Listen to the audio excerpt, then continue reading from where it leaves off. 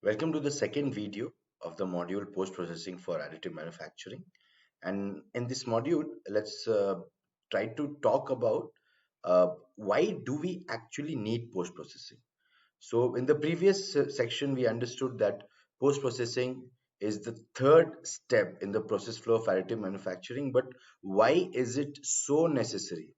So the basic requirement of any post-processing technique, whether it be for any metal 3D printing method or any polymer 3D printing technique, it is arising from the limitations of additive manufacturing.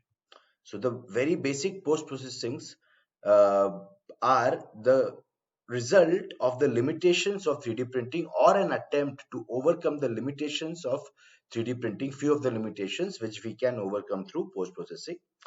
The first one is high surface roughness. Now, irrespective of the technology, in most of the 3D printing technology, we expect a slightly higher roughness side, either because of the powder particles being used in the 3D printing method or because of the layer by layer phenomena. So there are layer marks or layer evidences. Then we have poor dimensional accuracy. So we have studied in the previous modules where we discussed the various 3D printing techniques. So what is the accuracy that we can expect in each one of them? So if just to overcome that particular limitation, you can do post processing, machining, and other things and improve your accuracy. Then limited materials. Now, materials is a very important factor because right now 3D printing is a new technology, and there are limited set of baskets of materials which are available for any 3D printing technology. So every time you will not have a one-to-one match for the material that you intend to use uh, in manufacturing of your part based on the end application. For example, if my end application is allowing SS304, but in 3D printing, we don't have SS304, so we need to use SS316L, which is an inequivalent of SS304 or SS310.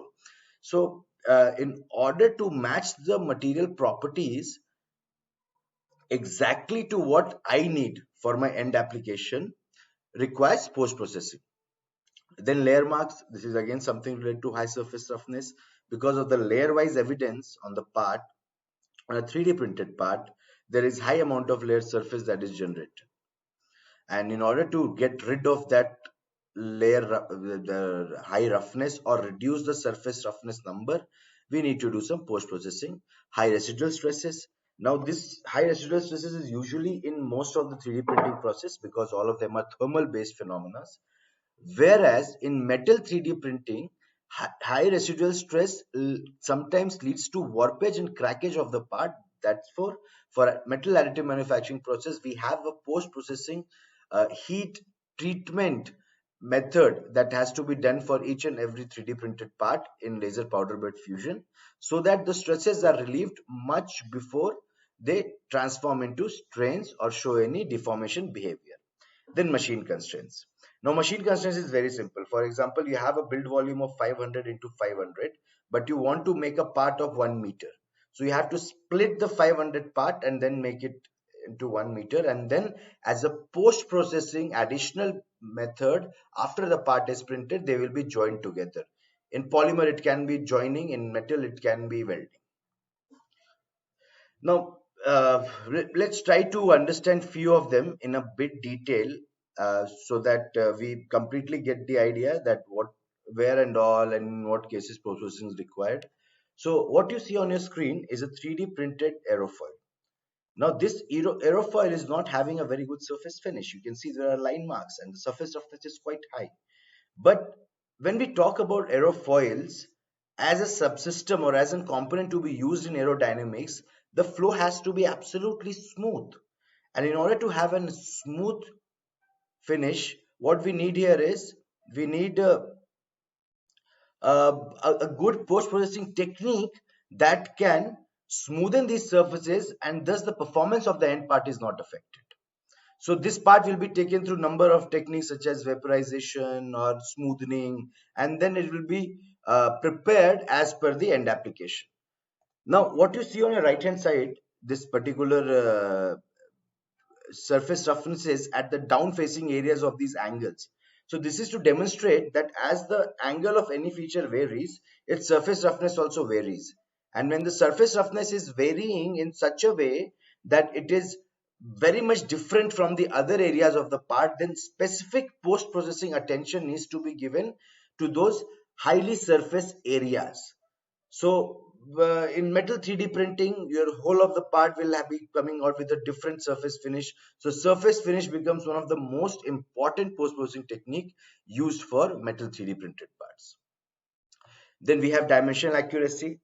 So most of the parts that are printed using 3D printing will their dimensional accuracy or tolerance would lie somewhere between 0.1 mm to 1 mm plus minus 1 mm, depending on what kind of technology we are talking about, what kind of size we are making about.